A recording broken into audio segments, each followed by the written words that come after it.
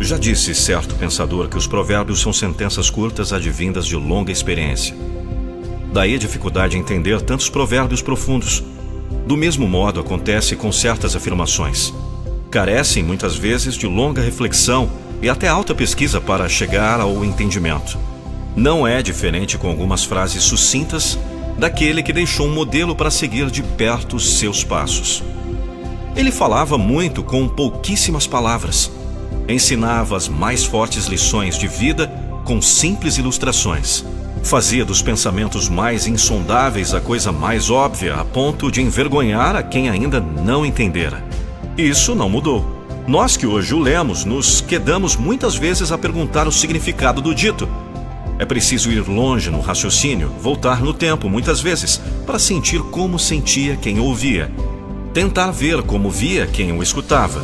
Entender o sentido das coisas como eram naquele tempo. Como entendia quem lhe estava dando ouvido. Só assim conseguimos chegar ao entendimento dos seus ensinamentos mais profundos. Vós sois o sal da terra, disse ele certa vez. Poucas palavras, as quais, se forem explanadas, podem preencher um livro de não poucas páginas. Tamanha é a profundeza. Pense antes de qualquer outra coisa.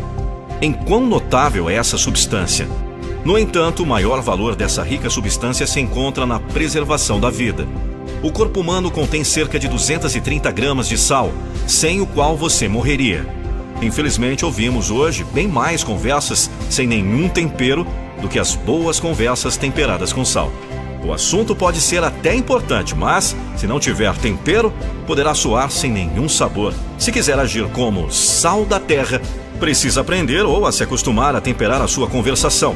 Para uma boa limpeza da boca é fundamental aprender a criar as ideias de modo salutar, de modo a edificar, não apenas de modo a jogar palavras ao vento. Comunicação é bem mais do que isso. Assim como você pode servir bom alimento sem sal, pode também jogar uma suja verborréia para cima dos ouvidos de quem o ouvem. A diferença será o efeito causado.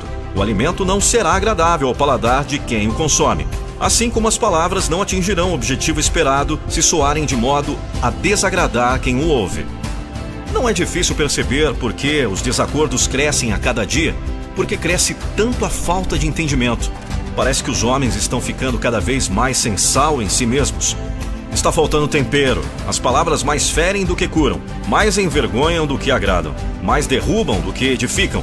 E o relacionamento vai ficando cada vez mais insosso, cada vez mais difícil de ser digerido. A falta de sabor faz aparecer um enjoo com maior rapidez.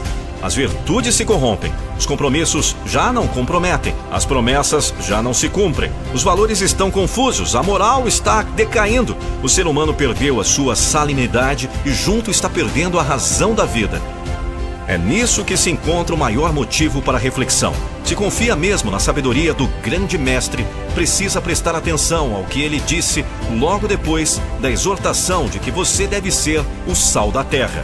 Mais uma vez, demonstrando a extensão do seu entendimento, ele disse que se o sal perder a sua força, como se lhe restabelecerá a sua salinidade? Não presta mais para nada, senão para ser lançado fora, a fim de ser pisado pelos homens. Quando ele disse essas sábias palavras, não existia ainda o sal refinado como hoje o conhecemos. Ele vinha misturado com outras substâncias, até mesmo com terra. Se não servisse mais para salgar, poderia ser lançado fora. Percebe agora em que pé se encontra no contexto desse raciocínio?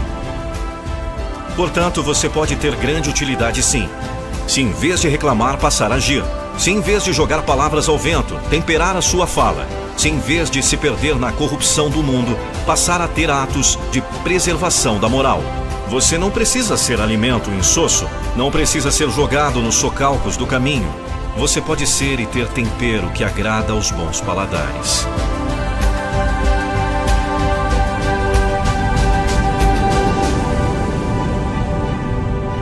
Você pode ser o sal da terra.